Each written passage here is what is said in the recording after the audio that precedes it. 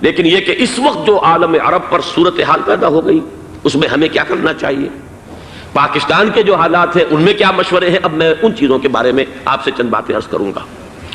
پہلی بات تو یہ ہے کہ مشرق وسطیٰ کے مسئلے میں اس کے پس منظر کو سمجھ لینا چاہیے۔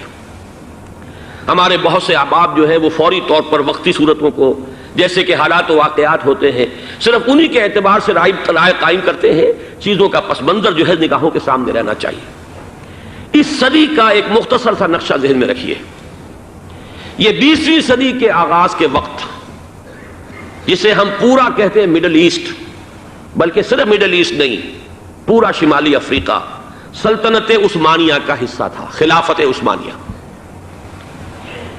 لیبیا، الجزائر، مصر، پورا حجاز، یمن، پورا عراق، شام، اور یہ شام ہی کے حصے ہیں در حقیقت، اردن اور لبنان، یہ سب یہ شام عرب، عراق عرب، یہ پورا علاقہ خلافت عثمانیہ یہ اس کا حصہ تھا۔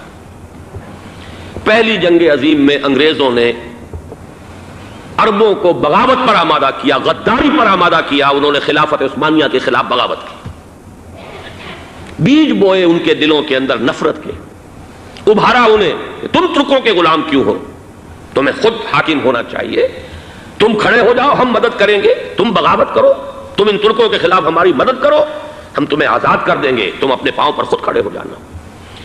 یہ بہت ہی ہمارے لیے دردناک المیہ ہے اس پہلی جنگ عظیم کا۔ کرنل لارنس جیسا شخص، برطانوی استعمار، اور اس کے نتیجے میں عربوں نے بغاوت کی۔ اور اس قدر دردناک بات آپ کو بتا رہا ہوں، میں پہلی مرتبہ جب سن 62 میں حج کے لیے گیا مدینہ منورہ میں، ابھی وہ ریل کے انجن کھڑے ہوئے تھے۔ یہ ترکی کے زمانے میں، سلطنت عثمانیہ کے زمانے میں دباغ سے مدینے تک ریلوے لائن تھی۔ یہ پورا ایک عالم سلطنت عثمانیہ، صرف سلطنت نہیں، خلافت عثمانیہ، پوری ٹرینیں جو ہے ترکوں کی اڑائی گئی، ہزاروں ترکوں کو شہید کیا گیا، یہاں تک کہ صحن حرم میں شہید کیے گئے سینکڑوں ترک۔ یہ جرم تھوڑے نہیں ہے، معمولی نہیں۔ آج جس کی سزا مل رہی ہے، معلوم ہونا چاہیے کہ وہ جرائم کون کون سے تھے۔ اب بھی جو لوگ گئے ہیں انہوں نے دیکھا ہوگا، ترکی کا قلعہ موجود ہے اوپر پہاڑی کے اوپر، حرم کا جو سب سے بڑا دروازہ ہے باب ملک عبد العزیز، اس کے سامنے ایک لائبریری ہوتی تھی، اب تو غالباً وہ بھی گرا دی گئی ہے، اس کے پیچھے پہاڑی پر ترکوں کا قلعہ ہے پرانا، اس پر توپیں موجود تھیں۔ جب بغاوت ہوئی ہے، جو حرم میں آئے ہوئے تھے ترک فوجی، ظاہر بات ہے نہتے، وہ تو نماز پڑھنے آئے ہوئے تھے، ان کو وہاں ذبح کیا گیا ہے، اور ترکوں نے اپنی توپیں استعمال نہیں کی کہ کہیں بیت اللہ کو کوئی اذن نہ پہنچ جائے۔ بہرحال یہ غداری ہوئی ہے پہلی جنگ عظیم کے دوران، اور نہ صرف ترکوں کے، عربوں نے کی ہے۔ جیسا کہ میں نے کہا تھا، دو ہیں سب سے بڑے مجرم روئے ارضی کے اوپر امت مسلمہ کے طبقات۔ ہمارا پنجابی سپاہی بھی جا کر انگریزوں کی مدد کر کے ایلن بی کو قبضہ جو لے کر دیا بغداد کا، اس میں ہمارے مسلمان پنجابی سپاہی بھی شامل تھے۔ یہ خون چکاں باب ہے ہماری تاریخ کا اس صدی کا۔ لیکن اس کے بعد سلطنت عثمانیہ کے ٹکڑے ہو گئے، چیتھڑے ہو گئے۔ ایک انگریز نے لکھا ہے یہ جملہ، زہر میں بجھا ہوا جملہ، کہ تاریخ میں یہ بات ثبت ہو جائے گی کہ ایک انگریز نے اس سلطنت کے ٹکڑے کر دیے کہ جو عمر فاروق نے قائم کی تھی رضی اللہ تعالی عنہ۔ یہ پورا عالم، یہ تمام علاقہ کس نے فتح کیا تھا؟ یہ بات ہاتھ بدل گئے تھے، پھر ترک آ گئے، خلافت عثمانیوں کے پاس چلی گئی، لیکن یہ سلطنت تو حضرت عمر رضی اللہ تعالیٰ عنہ کے زمانے سے چلی آ رہی تھی۔ اس کو ایک انگریز کرنل نے، اور اس نے بغاوت میں آمادہ کر کے عربوں کو اور ترکوں کے پیٹھ میں چھرا ڈھپوا کر ان کے ذریعے سے اور ٹکڑے کر دیے۔ لیکن جب جنگ ختم ہوئی، اب انہوں نے کہا کہ اب ہمیں آزادی دیجیے، تو اب انہیں معلوم ہوا کہ غداروں کو دنیا میں کیا ملتا ہے، ٹکڑے کر دیے گئے۔ یہ حصہ عراق یہ انگریز کے پاس رہے گا، شام کا یہ علاقہ یہ فرانسیسیوں کے پاس رہے گا، مصر پر انگریزوں کا تسلط رہے گا، لیبیا اطالویوں کے پاس رہے گا، لے دے کر یہ جو علاقہ تھا حجاز، چونکہ وہاں کچھ تھا ہی نہیں، بوادن غیر ذی زرع، یہ عربوں کے پاس چھوڑ دیا گیا۔ اس وقت جو بادشاہ ہیں شاہ حسین اردن کے، ان کے دادا سب سے بڑے غدار وہی تھے، لہذا ان کو اس علاقے کی بادشاہت دے دی گئی۔ اس کے بعد نجد سے ایک تحریک اٹھی ہے، وہ سعودی جو خاندان ہے وہ نجد سے اٹھا ہے۔ نجد میں اس وقت کچھ بھی نہیں تھا، وہ تو صرف ریت کے تودے تھے اور کچھ بھی نہیں، لہذا ادھر کسی استعماری قوت کو دیکھنے کی ضرورت ہی نہیں تھی۔ وہ تو بعد میں تیل برآمد ہوا اور اس کی حیثیت ہو گئی، اور یہ امارات کا علاقہ جو ہے اس کی دنیا میں اب گویا کہ یوں سمجھیے کہ جو سب سے زیادہ اہم علاقے ہو سکتے ہیں روئے ارضی کے نقشے پر، ان میں سے ایک وہ ہو گیا۔ لیکن یہ اس وقت کی بات میں کر رہا ہوں، کوئی حیثیت نہیں تھی، لہذا اس کو چھوڑ دیا گیا۔ یہ ہے تاریخی پس منظر، یہ لکیریں جو کھینچی گئی ہیں، یہ ایک ملت اسلامیہ کو جو قومیتوں میں تقسیم کیا گیا، پھر نعرے لگوائے گئے المصر للمصریین الشام للشامیین۔ اب شامی ایک علیحدہ قوم ہو چکے ہیں، مصری ایک علیحدہ قوم ہو چکے ہیں، عراقی ایک علیحدہ قوم ہو چکے ہیں۔ یہ ساری تقسیمیں استعمار کی پیدا کرنا ہے، اس کا کوئی تعلق اسلام کے ساتھ نہیں۔ اب ضرورت تو اس بات کی تھی کہ استعمار کے پنجے جب یہاں سے کچھ ہٹے، دوسری جنگ عظیم کے بعد ایک دور آیا، امریکہ ابھرا ہے دنیا کی عالمی سطح پر سیاست میں، اس کے ہاں کچھ آزادی کے تصورات تھے، اس نے بھی سپورٹ کیا۔ برطانیہ کمزور ہو چکا تھا، وہ اتنے بڑے علاقے کو اب ہولڈ نہیں کر سکتا تھا۔ ہندوستان بھی آزاد ہوا، پھر یہ کہ اور دوسرے علاقوں سے بھی اس کو پسپائی اختیار کرنی پڑی۔ استعمار کے پنجے جس طرح بھی ہوئے، ان کے سینوں سے، عربوں کے سینوں سے جو ہے گویا کہ وہ ہٹے، لیکن امریکہ نے ایک اپنی بہت بڑی حکمت عملی جو اختیار کی، عالم عرب کے سینے میں اسرائیل کا خنجر پیوست کر دیا، تاکہ یہ کبھی آزاد نہ ہو جائیں، ہمارے انگوٹھے تلے رہے، ہماری پالیسی گورن کرے۔ یہ استعمار کا دوسری جنگ عظیم کے بعد، جہاں برطانوی استعمار، فرانسیسی استعمار رفتہ رفتہ یہ ہٹنے شروع ہوئے۔ صدر ناصر نے انگریزوں کو اٹھا کر پھینکا میڈیٹرینین میں اور دوسرے جگہوں سے، الجزائر نے آزادی حاصل کی فرانس سے، اطالویوں سے جو ہے لیبیا والوں نے آزادی حاصل کی، یہ ہو گیا، لیکن ایک خنجر پیوست کر دیا گیا اسرائیل کا سینہ عرب میں۔ اس صورتحال میں ظاہر بات ہے کہ ایک تو بڑی آئیڈیل پوزیشن تھی کہ پورا عالم اسلام متحد ہو، لیکن وہ تو بہت دور کا خواب معلوم ہوتا ہے۔ علامہ اقبال سے بڑا کوئی نقیب نہیں ہے ملت اسلامی کی وحدت کا، ایک ہو مسلم حرم کی پاسبانی کے لیے، نیل کے ساحل سے لے کر تا بخاک کاشغر۔ لیکن انہیں بھی اپنے لیکچرز میں کہنا پڑا کہ اس وقت جو صورتحال ہے، پورے عالم اسلام کی ایک وحدت بن جانا تو تقریباً ناممکن نظر آ رہا ہے۔ اگر کسی طرح ایک common wealth of Muslim nations وجود میں آ جائے تو بھی بڑی کامیابی ہوگی، لیکن اس سے بھی پہلے یہ تو زیادہ آسان تھا کہ عالم عرب ایک وحدت کی شکل اختیار کر لے۔ یہ تو ایک قوم ہے، اکثر و بیشتر ایک نسل یا زیادہ دو نسلیں کہتی ہیں، شمالی افریقہ میں بربر نسل بھی ہے، باقی تو سب عرب ہے۔ یہ پورا عالم ایک نسل، ایک زبان، پورے اتنے رقبے کے اوپر بولے جانے والی ایک زبان، یہ تو ایک ہو جائے۔ افسوس یہ ہے کہ اس کا ایک ہو جانا، ایک شخصیت ابھری تھی جو مذہبی مزاج کی شخصیت تھی، جو دینی مزاج کی حامل شخصیت تھی، اگر اس کی قیادت میں عالم عرب متحد ہو جاتا تو واقعتاً ایک بہت بڑا جو ہے مرحلہ وہ طے ہو جاتا پوری عالمی ملت اسلامیہ کی ایک وحدت اختیار کرنے کا۔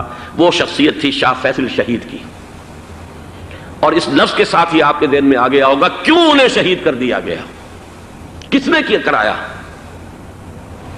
کہاں سے تعلیم حاصل کر کے آیا تھا وہ جس نے شہید کیا شاہ فیصل شہید کو، اس کی گردن پر کون سوار تھی، وہ یہودی لڑکی کے جس کے فوٹو بھی شائع ہوئے، ایک گردن پر اٹھائے کھڑا ہوا شہزادہ اپنی ایک یہودی دوست کو، لڑکی کو، اور وہی ہے کہ جس نے جا کر پستول سے شہید کیا ہے۔ جان اچھی طرح جان لیجئے، جیسے بارہا میں نے عرض کیا ہے کہ حضرت عمر کو شہید کرنے والا کہنے کو ابو لولو فیروز تھا، لیکن اس کے پیچھے پورا ایرانی نسل پرستی کا جو پورا پس منظر ہے، اسے تو ہر شخص جس کی ذرا بھی نگاہ جو ہے جو صرف منظر کو نہ دیکھ رہی ہو، پس منظر کو بھی دیکھنے والی ہو، وہ تو جان دے گی کہ ابو لولو فیروز ایک فرد کا نام نہیں تھا، وہ ایران کا انتقام تھا عالم عرب سے۔ بالکل اسی طریقے سے یہ امریکی استعمار کا ہتھ کنڈا تھا، اسے محسوس ہوا۔ شاہ فیصل مذہبی مزاج کا شخص، یہ ابھر رہا ہے، اور یہ شاہ فیصل کی حکمت عملی کا ذرا آپ اندازہ کیجئے۔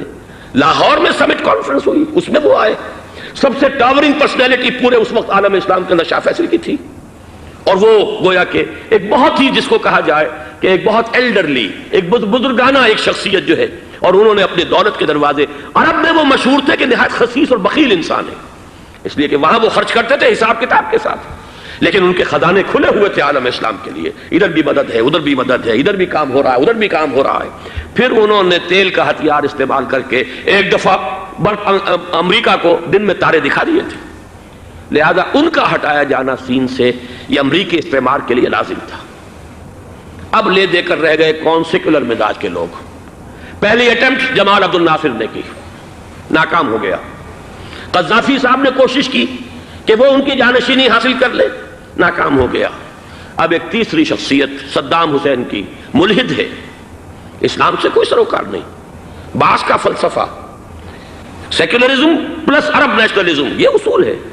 لیکن یہ ہے کہ یہ شخصیت ابو بکر ایسی آئی ہے کہ اس سے اس وقت یہ جان لیجئے، میں امریکہ میں بھی عربوں سے مل کر آیا ہوں، سعودی عرب میں بھی اب میں وہ دیکھ آیا ہوں، نوجوان نسل جو ہے عربوں کی، پورا جو دوسرے عرب ممالک ہیں جہاں پر کہ مذہب کا اتنا چرچا ہی نہیں ہے، پورا فلسطینی عرب، جارڈن کے عرب، شامی عرب عوام، وہ سب کے سب صدام کے پیچھے ہیں اس وقت، اس لیے کہ انہیں نظر آ رہا ہے کہ ایک شخص پھر ایسا پیدا ہو کر سامنے آ گیا ہے جو شاید عالم عرب کو پھر یونائٹ کر دے۔ اور یہ ہے اصل وہ شے کہ جو امریکہ کے لیے کسی صورت میں قابل قبول نہیں۔ دولت کے یہ ذخائر، خلیج کی یہ دولت، سیال سونا اور اس کے ذخیرے، اور یہ کسی طریقے سے یہ امریکہ کے زیر اثر نہ رہے، یہ ہے وہ شے جو اسے برداشت نہیں ہے۔ وہ کوئی عربوں کی محبت میں نہیں آیا 2.5 لاکھ فوج لے کر، وہ کوئی شاہی عرب جو خاندان ہے سعودی، اس سے اس کی کوئی دلچسپی نہیں ہے، کوئی پتہ نہیں کہ وہ خود ان کو ہٹا دیں اور وہاں پر کوئی جمہوری ڈھانچہ جو ہے وہاں پہ کھڑا کروا دے خود امریکہ۔ اس لیے کہ سعودی عرب میں دیکھ آیا ہوں، حالات اگرچہ ظاہر بات ہے کہ زیادہ گہرائی میں تو وہاں جانے کا موقع ہی نہیں ہوتا، بہت ہی مستبد حکومت ہے، لیکن صاف نظر آ رہا ہے کہ اس وقت دونوں طبقے نوجوانوں کے جو ہے وہ شاہی خاندان کے شدید خلاف ہو چکے، جو وہاں پر جدید مثقف طبقہ ہے، جدید تعلیم یافتہ، جو باہر پڑھ کر آیا ہے امریکہ میں اور کہیں اور وہ کثیر تعداد میں، اب وہ صاف سوال کر رہے ہیں کہ یہ بلینز اور بلینز آف ڈالرز کے جو ہمارا خرچہ آتا تھا، ہمارے ہتھیاروں کے آرڈر جاتے تھے، وہ کہاں گئے؟ کل 65,000 فوج، اور عرب کے پاس، سعودی عرب کے پاس اتنے ٹینک بھی نہیں ہیں جتنے کہ یمن جیسے غریب ملک کے پاس ہے، تو ہمارا روپیہ یہ گیا کہاں؟ یہ ایک سوال ہے جو ہر شخص کے ذہن کے سامنے ہے۔ اب ہمیں اپنے معاملات کو خود سنبھالنا ہوگا۔ اسی طریقے سے جو مذہبی طبقہ ہے، اور وہاں ہے بڑی تعداد میں مذہبی طبقہ نوجوان جن میں بڑا جذبہ ہے، اور ان کا وہ جوش جہاد انہیں جہاد افغانستان تک لے کر آیا ہے۔ سینکڑوں عرب نوجوان یہاں جو ہے شہید ہوئے، اپنے ملک میں تو انہیں بولنے کی بھی کوئی امکان نہیں ہے، لیکن یہاں وہ جذبہ جو اندر اندر پروان چڑھ رہا ہے، وہ جذبہ انہیں لایا ہے، اور افغانستان کی سنگلاخ وادیوں کے اندر انہوں نے جام شہادت نوش کیا ہے۔ وہ طبقہ بھی شدید مخالف ہو چکا ہے کہ انہوں نے امریکیوں کو بلا کر، ان میں یہودی بھی ہیں، عیسائی تو ہے ہی ہے، یہودی ہیں، یہودی عورتیں ہیں، جو کچھ اب وہاں بے حیائی اور بے پردگی کے مناظر نظر آ رہے ہیں۔ یہ سرزمین عرب، میں نے امریکہ میں تقریر سنی ہے، اسنا کے جو فائنل ان کا ایک سیشن تھا، اسلامک سوسائٹی آف نارتھ امریکہ، جس میں میں مدعو کیا گیا تھا، اور اسی لیے میں نے یہ سفر کیا تھا۔ ایک نوجوان نے جو تقریر وہاں پر کی ہے، واقعہ یہ ہے کہ میں حیران رہ گیا اس کی جرأت کا۔ اس نے کہا کہ حضور نے فرمایا تھا کہ جزیرہ نما عرب میں 2 دین جمع نہیں ہو سکتے، اور آج شاہی خاندان کی صرف اپنی حکومت کو بچانے کے لیے امریکیوں کو اتنی بڑی تعداد میں بلا لیا گیا ہے، جن میں موبائل چرچ بھی ہیں، موبائل سینیگوگز ہیں، یہودی مرد اور عورتیں جو ہے دندناتے پھر رہے ہیں آج عرب کی سرزمین پر۔ لہذا جو مذہبی طبقہ ہے وہ اس پر شدید رد عمل جو ہے اس کے اندر پایا جاتا ہے۔ یہ حالات ہیں جو میں آپ کے سامنے چاہتا تھا کہ رکھ دوں۔ یہ وہ شامت اعمال ہے۔ ایک طرف یہ کہ وہ شخصیت جو ہے صدام حسین کی، وہ کوئی پسندیدہ شخصیت نہیں، لیکن یہ کہ اس شخصیت کو تقویت دینے والے بھی تو یہی لوگ تھے۔ انہیں خطرہ تھا ایران کے انقلاب سے کہ کہیں اسی قسم کا کوئی انقلاب ہمارے ہاں نہ آ جائے، لہذا انقلاب ایران کو ایکسپورٹ نہ ہونے دے، اس لیے انہوں نے اسی صدام حسین کو بلینز اور بلینز آف ڈالرز کی مدد دی۔ آج وہی ہے، عربی کی تو ایک کہاوت بھی ہے، سمن کلبک یاکلک، اپنے کتے کو کھلا پلا کے موٹا کرو، کسی روز تمہیں کو کاٹے گا۔ آج وہ تو انہیں کاٹ رہا، لیکن یہ کہ اس کا جو علاج تجویز ہوا ہے وہ انتہائی خوفناک ہے۔ 2.5 لاکھ امریکی، وہ استعمار کے پنجے جو بمشکل عالم عرب کے سینے سے جو گڑے ہوئے تھے اس استعمار نے، مشکل ہٹے تھے کہ ایک دم اب وہاں پر خبریں آ رہی ہیں، فرانسیسی بھی آ رہے ہیں، برطانوی بھی آ رہے ہیں، کہاں کہاں سے فوجیں آ رہی ہیں، اور وہاں پر 2.5 لاکھ تو صرف امریکن آرمی کا، اس میں تقریباً 1.5 لاکھ تو پہنچ چکی ہے، اور جو بھی ہوگا وہاں پر جیسا کہ میں نے عرض کیا ہے اس قدر خوفناک سین ہے۔ میں نے بہت سے حضرات واقف ہوں گے، کئی مرتبہ میں نے حوالہ دیا ہے مولانا سید حامد میاں رحمہ اللہ کا، انہوں نے ایک دفعہ مجھے بتایا تھا کہ احادیث میں جو قرب قیامت کے حالات و واقعات کی پیشن گوئیاں ہیں، ان میں یہ ہے کہ وہ جو آخری جنگ ہونی ہے جو کہ دجال کے خلاف ہوگی مسلمانوں کی، اور جس میں کہ حضرت مسیح علیہ السلام کا نزول ہوگا جس کے سلسلے میں، اس سے پہلے ایک جنگ ہوگی بہت خوفناک، بہت خوفناک۔ اور عجیب الفاظ ان کے یہ تھے کہ اس میں ایک طرف مسلمان اور عیسائی اور یہودی تینوں ہوں گے۔ یہ بات سمجھ میں نہیں آتی تھی کہ مسلمان اور یہودی ایک جگہ کیسے جمع ہو سکتے ہیں۔ آج وہ نقشہ نظر آ گیا۔ آج اسرائیل، امریکہ، سعودی عرب اب یہ ایک ہے، بلکہ چلتے آئیے مصر، اسرائیل، سعودی عرب اور جو بھی ان کے حواری ہیں وہ سب ایک صف میں کھڑے ہیں، اور ان کے اوپر سیادت کس کی ہے؟ امریکہ کی۔ وہ نقشہ آ گیا ہے۔ اور اس جنگ کے سلسلے میں مولانا حامد میاں رحمہ اللہ نے مجھے بتایا تھا کہ حدیث میں الفاظ آئے ہیں، اتنے لوگ ہلاک ہوں گے، اتنے لوگ ہلاک ہوں گے، اتنے لوگ ہلاک ہوں گے کہ ایک پرندہ سینکڑوں میل تک اڑتا ہوا چلا جائے گا اور اسے سوائے لاشوں کے اور کچھ نظر نہیں آئے گا۔ یہ نقشہ خاکم بدہن تلا ہوا ہے، کھڑا ہوا ہے۔ جو بھی ہوگا کیمیاوی جنگ، کیمیاوی کیمیکل وارفیئر اور پھر ایٹمک وارفیئر، جس کی کھلی دھمکیاں دی جا چکی ہیں۔ کبھی کوریا کے بارے میں اندیشہ تھا کہ یہ درندے خدا کی دھرتی کو، کوریا کی غریب بستی کو ناگاساکی بنا کے چھوڑیں گے، ہیروشیما بنا کے چھوڑیں گے۔ آج وہ صورتحال جو ہے عالم عرب پر، heart of the Arab land, اس پر یہ صورتحال بالکل تلی کھڑی ہے۔ اس میں ہمیں کیا کرنا چاہیے؟ میں نے یہ چاہا کہ پورا پس منظر آپ کے سامنے ہو، صرف وقتی سا کوئی ایک نعرہ، وقتی سی کوئی ایک خبر، اس کے حوالے سے ایک جذبات کا معاملہ، پورا ایک پس منظر سامنے رکھیے۔ اب وہ آپ کو شاید میری باتیں جو ہیں وہ سمجھ میں آ جائیں۔ نمبر ایک، ہمیں کسی صورت اس جنگ میں امریکہ کے گھڑے کی مچھلی نہیں بننا چاہیے۔ امریکہ اسلام کے تحفظ کے لیے نہیں آیا، امریکہ حرمین کی حفاظت کے لیے نہیں آیا، امریکہ اپنے مفادات، عالمی مفادات کے تحفظ کے لیے آیا، اور زیادہ سے زیادہ آپ کہہ سکتے ہیں کہ وہ سعودی شاہی خاندان کی حفاظت کے لیے آیا۔ اور بڑا عمدہ مضمون چھپا تھا پچھلے، بلکہ ابھی تک تو وہ تازہ ہی ہے جب تک نیا نہیں آتا، ندا میں، جس کا عنوان تھا اربوں کا چھرا اور اربوں کا گدا۔ سارے پیسے بھی انہیں سے لے رہے ہیں۔ $12 بلین کا ایک چیک لے کر گیا جیمز بیکر۔ اندازہ تو کیجیے دنیا کہاں سے کہاں پہنچ گئی۔ محو حیرت ہو کہ دنیا کیا سے کیا ہو جائے گی۔ 2 ماہ قبل اس کا تصور نہیں ہو سکتا تھا۔ اتنی بڑی قوت امریکہ کی، تباہ کن قوت، اور جمع ہو جائے گی عرب کے اندر۔ لیکن یہ کہ وہ کاسٹ بھی اربوں ہی کی ہوگی، انہی کا چھرا، انہی کا گلا۔ ہمیں کرنا یہ چاہیے، اللہ تعالی ہماری حکومت کو، ہمارے سیاستدانوں کو، ہمارے ذمہ دار لوگوں کو ہدایت دے، وہ امریکہ کے گھڑے کی مچھلی نہ بنے۔ اس کے تحفظ کے لیے یا شاہی خاندان کی حفاظت کے لیے بہت کچھ انہوں نے عیش کر لیے، کافی عیش کر لیے۔ باقی یہ کہ اب جو کچھ ہونا ہے وہ ہونا ہے۔ حرمین شریفین کو تو خود عرب کے لوگ کہتے ہیں کہ کوئی خطرہ نہیں ہے۔ سارا جھگڑا تو وہ تیل کی دولت کا ہے۔ وہ تیل کی دولت جو ہے وہ شمال مشرقی کونے کے اندر ہے۔ بلکہ یہ کہ جو رد عمل پیدا ہوا عالم اسلام میں اور سعودی عرب میں، خود اس کے مذہبی نوجوانوں میں امریکی فوجوں کی آمد کے خلاف اس کا جواب دیا گیا رابط عالم اسلامی کی طرف سے کہ یہ جو بھی جنگ کا محاذ ہے، جو فوجیں ہیں، یہ حرمین سے تو 1500 کلومیٹر دور ہیں، تو حرمین کو تو کوئی خطرہ نہیں ہے۔ خطرہ ہے امریکہ کے عالمی مفادات کو۔ آج آپ کو معلوم ہے دنیا 2 طبقوں میں بٹی ہوئی ہے، دی رچ اینڈ دی پور۔ یہ جو اقوام ہیں، جو 6-7 قومیں شمار ہوتی ہیں دنیا کی دولت مند قومیں، ان کے لیے خطرہ ہے کہ یہ اگر ہم ان کا جو سب سے بڑا ذریعہ ہے اس کا صنعت کا، یہ تیل، اگر اس کو کچھ ہو گیا تو ان کی سب کی اکانومی جو ہے وہ دم دھڑام سے زمین پر آ جائے گی، وہ بھی برابر ہو کر رہ جائیں گے دنیا کے دوسرے ملکوں کے۔ یہ اس کی حفاظت کے لیے آئے ہیں۔ ہمارے نوجوان کو آج میں سوچتا ہوں کاش کہ ہمیں معلوم ہو، ہمیں وہ تاریخ دہرانی نہیں چاہیے کہ ہم نے پہلی جنگ عظیم میں انگریزوں کے استعمار کے پنجے گڑوانے کے لیے اپنی جانیں دیں۔ پنجاب کا نوجوان، پنجاب کا مسلمان سپاہی بھی جا کر ایلن بی کو قبضہ دلوانے کے اندر اور بغداد پر قبضہ کرانے میں اس کے تعاون کیا، اس کی مدد کی۔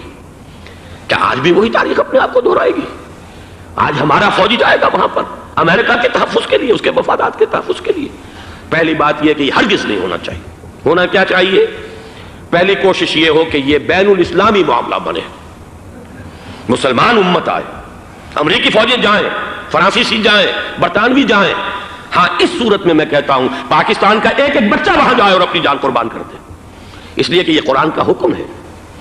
وَإِن طَائِفَتَانِ مِنَ الْمُؤْمِنِينَ اقْتَتَلُوا فَأَصْلِحُوا بَيْنَهُمَا فَإِن بَغَتْ إِحْدَاهُمَا عَلَى الْأُخْرَى فَقَاتِلُوا الَّتِي تَبْغِي حَتَّى تَفِيءَ إِلَى أَمْرِ اللَّهِ فَإِن فَاءَتْ فَأَصْلِحُوا بَيْنَهُمَا بِالْعَدْلِ وَأَقْسِطُوا إِنَّ اللَّهَ يُحِبُّ الْمُقْسِطِينَ۔ امت مسلمہ کو حکم دیا گیا ہے اگر مسلمانوں کے 2 گروہ لڑ پڑے تو تم صلح کراؤ، اور اگر ایک فریق زیادتی پر تلا رہے، اڑا رہے، تو اب سب مل کر اس سے جنگ کرو یہاں تک کہ اسے اللہ کے حکم کے آگے جھکا دو۔ پھر اگر وہ اللہ کا حکم مان لے، صلح پر آ جائے، تو پھر عدل و قسط کے ساتھ ان کے درمیان صلح کرا دو۔ یہ ہمیں حکم ہے، مسلمانوں کو حکم ہے۔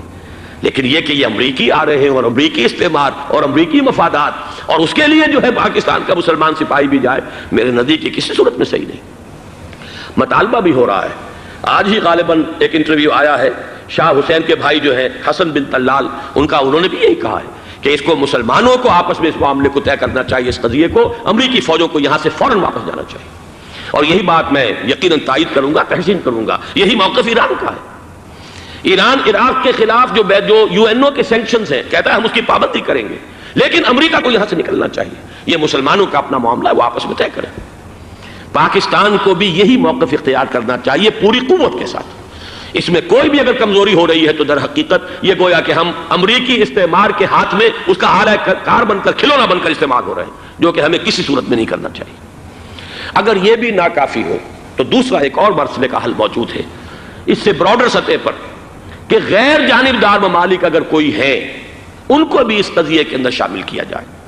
ایک تحریک تھی کسی زمانے میں، کافی بڑی تھی، لیکن یہ کہ وہ بھی اگر اس کے اندر شامل ہو جائیں۔ لیکن امریکہ، رشیا، یہ تو ظاہر بات ہے سپر پاورز ہیں، ان کے مفادات ہیں، عالمی اور گلوبل مفادات ہیں، لہذا اول تو یہ ہونا چاہیے کہ بین الاسلامی معاملہ بنا کر، اس صورت میں جیسا کہ میں نے عرض کیا ہماری پوری فوج بھی جائے اللہ پر توکل کر کے، پاکستان کا محافظ اللہ ہوگا، اگر اللہ کے ایک حکم کے اوپر عمل کرتے ہوئے مسلمان یہاں سے جائیں اور جا کر وہاں پر جو ہے اپنی جانیں دینے کو تیار ہو جائیں۔ لیکن اگر یہ اس میں بھی کافی نہ ہو تو جو بھی غیر جانبدار ممالک ہیں ان کو بھی اس معاملے کے اندر شریک کیا جا سکتا ہے۔ بدرجہ آخر اگر پاکستانی فوج جائے، وہ صرف حرمین شریفین کے گرد و نواح میں ان کو ڈپلوائے کیا جانا چاہیے۔ اگر خدا نہ خواستہ وہاں پر کوئی آنچ آنے کی شکل پیدا ہو جائے تو اس کی، اے ارض پاک تیری حرمت پہ کٹ مرے ہم، اس کے لیے مسلمانوں کو تیار رہنا چاہیے۔ اس لیے کہ بہرحال جہاں تک ارض پاک کی حرمت کا تعلق ہے وہ ہمارے ایمان کا جز ہے۔ باقی برطانوی مفادات، امریکی مفادات، صنعتی ممالک کے مفادات یا کسی شاہی خاندان کے مفادات، یہ شاہی خاندان یہ تو گرتی ہوئی دیواریں ہیں، جانا ہے آج نہیں تو کل، لیکن یہ کہ اصل معاملہ ہے امت کا، اصل معاملہ ہے امت مسلمہ کا، اصل معاملہ ہے حرمین شریفین کا، لہذا ان دونوں چیزوں کو لازماً گڈمڈ نہ کریں۔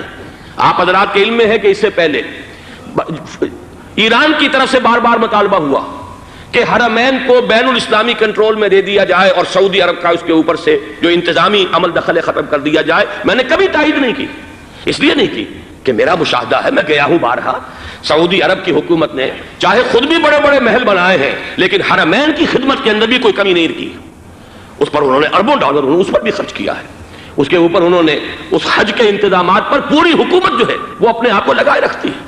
لہذا اس اعتبار سے کوئی کمی کی بات نہیں وہاں پر آئی کہ جس کے لیے ضرورت ہو کہ ان کا عمل دخل وہاں سے ختم کیا جائے، لیکن یہ صورتحال اب جو پیدا ہو گئی ہے یہ بالکل مختلف ہے، اسے اس کے کانٹیکسٹ کے اندر دیکھا جانا چاہیے، اور اسی کے حوالے سے میں نے چند رائے آپ کے سامنے رکھی۔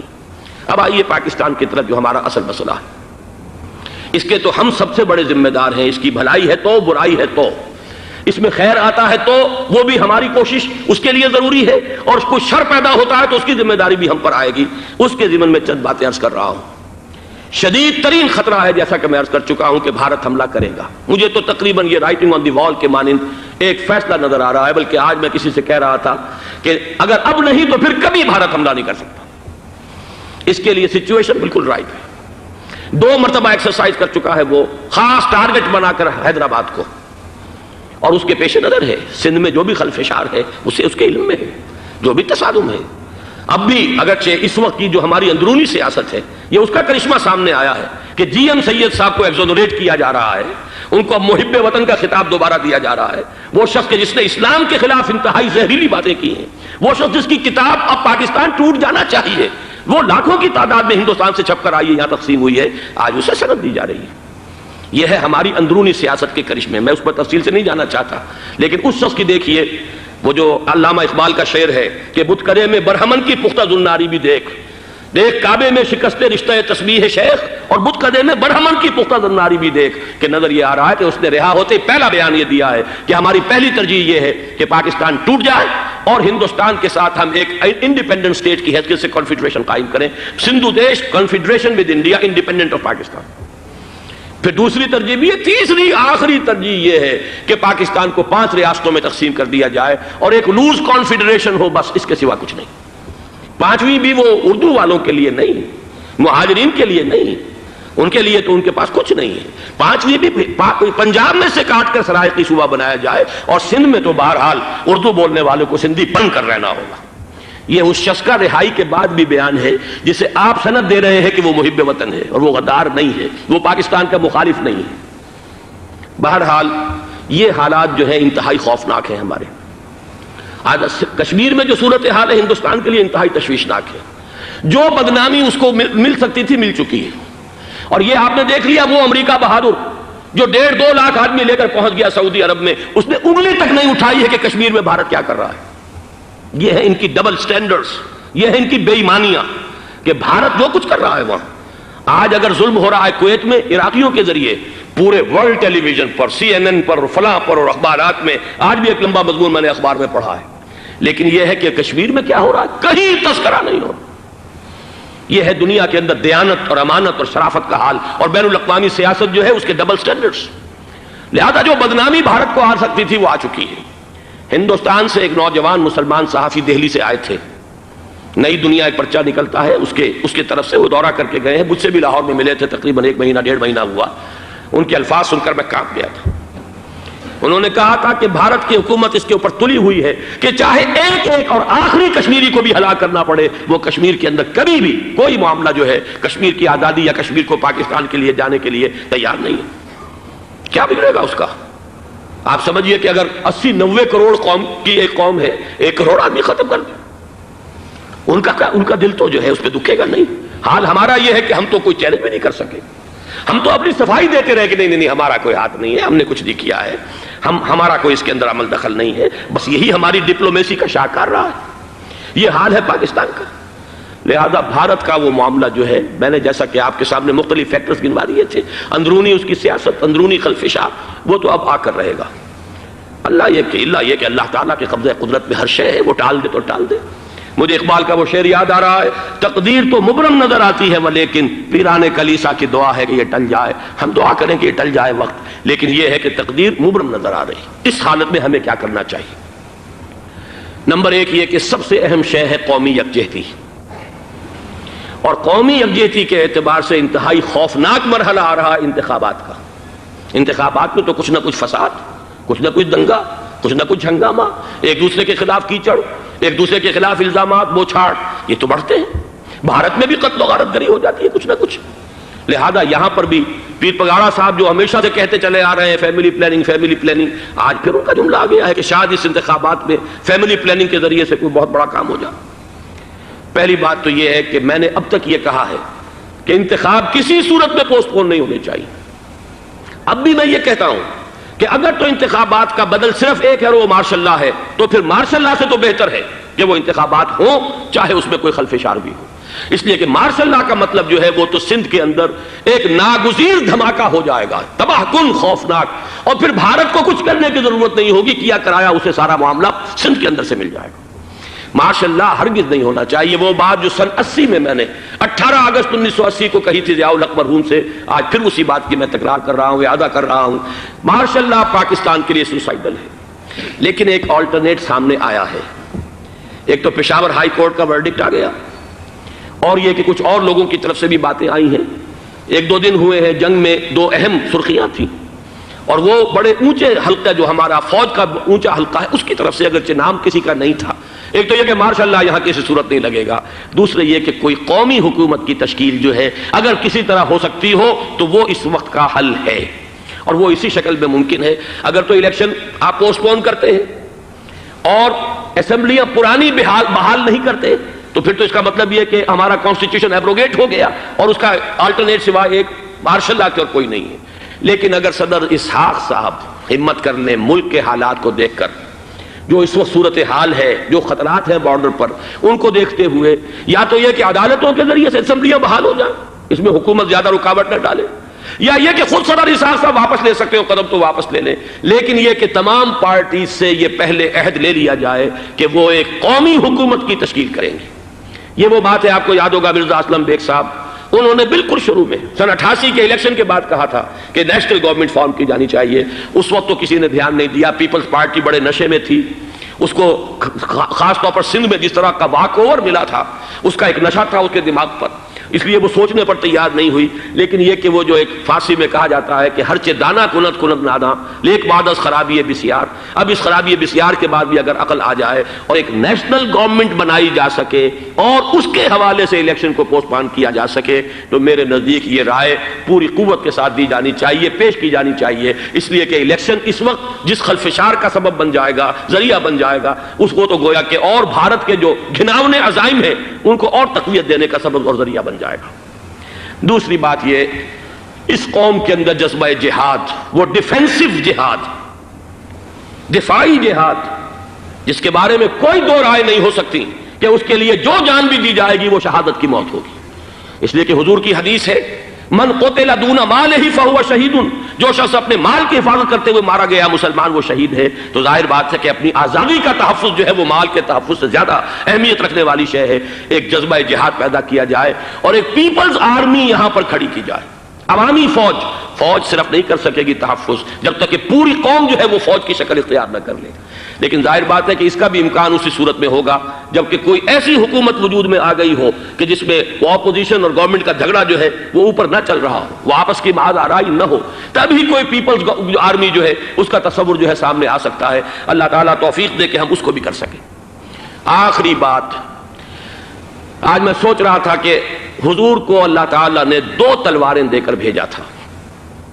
ایک تلوار قرآن، جاہدہم بہی جہادا کبیرا، اے محمد یہ ہے آپ کی تلوار، اس کے ذریعے جہاد کیجئے، قلع قمع کیجئے جاہلیت قدیمہ کا بھی، قلع قمع کیجئے جاہلیت جدیدہ کا بھی، اور یہ بے یقینی کو رفع کیجئے، ایمان پیدا کیجئے۔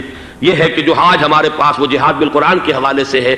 اور دوسرا ہتھیار تھا دین حق، هو الذی ارسل رسولہ بالہدی ودین الحق لیظہرہ علی الدین کلہ۔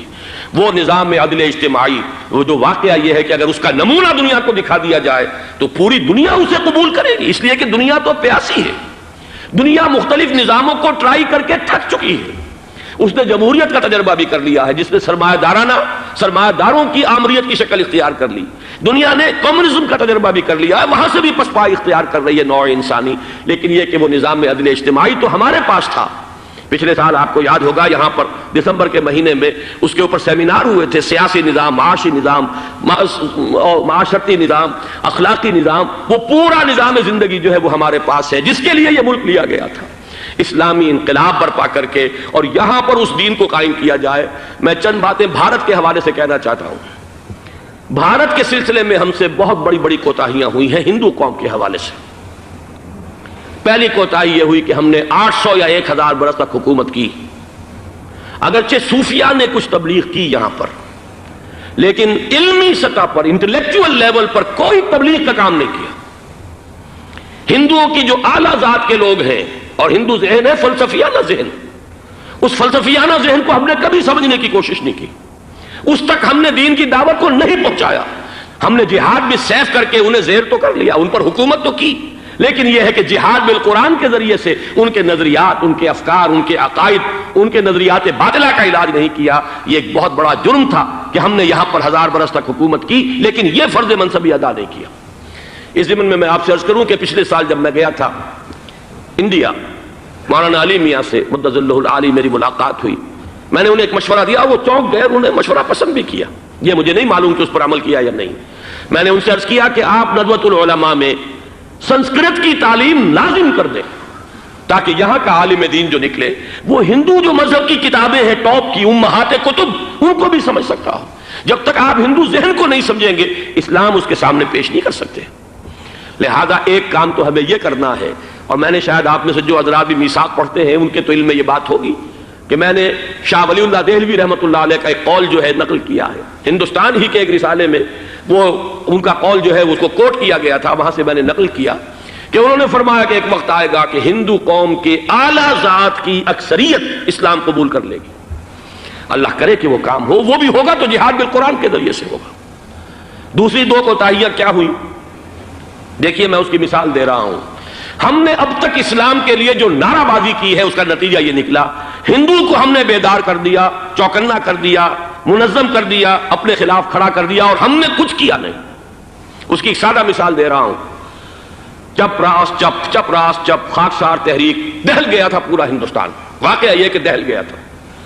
وہ تحریک تو اس کے بعد ختم ہوئی، اب آثار قدیمہ میں کہیں رکھی ہوئی ہے، لیکن ہندو نے اس وقت سے RSS شروع کی، ہندو کو جگہ دیا۔ RSS جوابی تحریک تھی خاکسار تحریک کے مقابلے میں، اور وہ 60 برس ہو گئے مسلسل کام کر رہے ہیں، وہ تحریک موجود ہے، اور اب وہ بہت بڑی فارمیڈیبل فورس بن چکی ہے ہندوستان کے اندر۔ اسی طرح دوسری بات عرض کر رہا ہوں، ہمارے ہاں اسلام کا نعرہ، اسلامی نظام، اسلامائزیشن، حکومت، قانون، یہ پہلے تو لگا کرتا تھا اپوزیشن کے پلیٹ فارم سے۔